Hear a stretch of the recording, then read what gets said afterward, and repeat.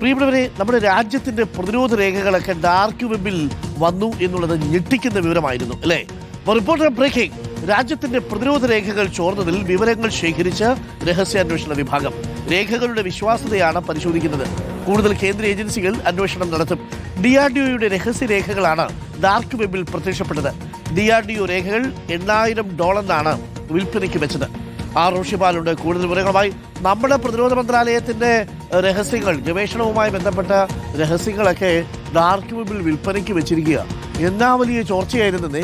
ആ ചോർച്ചയെ വളരെ ഗൗരവത്തോടു കൂടി തന്നെയല്ലേ കാണുന്നത്?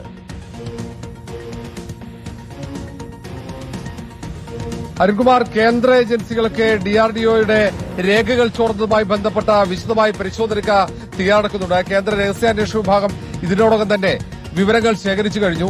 തിരുവനന്തപുരത്തെ ഒരു സ്വകാര്യ സൈബർ വിദഗ്ധർ സംഘമാണ് ഇതാദ്യം കണ്ടെത്തുന്നത്. കാരണം ഡാർക്ക് വെബിൽ അവർ പരിശോധന നടത്തിയപ്പോഴാണ് DRDOയുടെ രേഖകൾ, ഏതാണ്ട് 31 GB രേഖകൾ $8,000 നൽകിയാൽ ലഭിക്കുമെന്ന പരസ്യം കാണുന്നത്. അത് സംബന്ധിച്ച് കൂടുതൽ വിവരങ്ങൾ ലഭിക്കണമെങ്കിൽ ചാറ്റ് റൂമിൽ ഈ സംഘവുമായി, അജ്ഞാത സംഘവുമായി ചാറ്റ് ചെയ്യേണ്ടി വരും. അവർ കൂടുതൽ അതുമായി ബന്ധപ്പെട്ട ഇടപെടലിന് ശ്രമിച്ചിട്ടില്ല.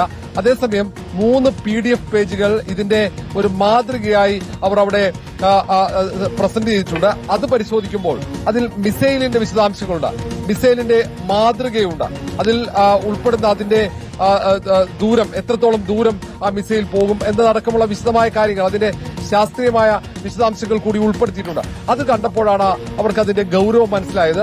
അതോടെ തന്നെ DRDOയുമായി ബന്ധപ്പെടാൻ ശ്രമിച്ചെങ്കിലും ബന്ധപ്പെടാൻ കഴിഞ്ഞു. പക്ഷേ ഇത് വാർത്തയായതിന് തൊട്ടു പിന്നാലെ തന്നെ രഹസ്യാന്വേഷണ വിഭാഗവും മറ്റ് ഏജൻസികളും അത് സാഹൂതം നിരീക്ഷിക്കുകയും അത് സംബന്ധിച്ച് കൂടുതൽ വിവരങ്ങൾ ശേഖരിക്കുകയും ചെയ്തിട്ടുണ്ട്.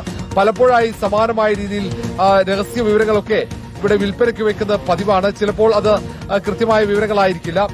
അതുകൊണ്ട് തന്നെ ഇതിന്റെ യഥാർത്ഥ വസ്തുത പരിശോധിക്കാനാണ് കേന്ദ്ര ഏജൻസികൾ ശ്രമിക്കുന്നത്. കാരണം മിസൈലിന്റെ വിശദാംശങ്ങൾ ഉൾപ്പെടെ ചോർത്തിയെടുത്തത് എങ്ങനെയാണ്, അത് ഹാക്ക് ചെയ്തതാണോ വെബ്സൈറ്റ് എന്നുൾപ്പെടെ നോക്കുന്നുണ്ട്. നേരത്തെ കൂടംകുളം ആണവ നിലയത്തിന്റെ വിശദാംശങ്ങൾ സമാനമായി ഡാർക്ക് വെബിൽ വിൽപ്പനയ്ക്ക് വെച്ചിരുന്നു. അതേ സംഘമാണോ ഇപ്പോൾ DRDO രഹസ്യരേഖകൾ, പ്രതിരോധ രഹസ്യങ്ങൾ ചോർത്തി വിൽപ്പനയ്ക്ക് വെച്ചത് എന്ന സംശയവും ഇപ്പോൾ രഹസ്യാന്വേഷണ വിഭാഗങ്ങൾക്കുണ്ട്.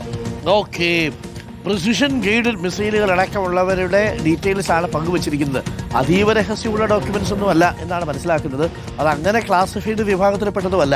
പക്ഷേ നിയന്ത്രിത രേഖകളാണ്. അതൊന്നും ആക്കുമ്പോൾ എടുത്ത് വിൽപ്പനയ്ക്ക് വയ്ക്കാനൊന്നുമുള്ള അവകാശമില്ല. എന്നാലും അക്കാര്യത്തിലൊരു ഗൗരവമേറിയ അന്വേഷണം നടത്തുന്നു എന്നുള്ളതാണ് നമുക്ക് ലഭ്യമാകുന്ന വിവരം.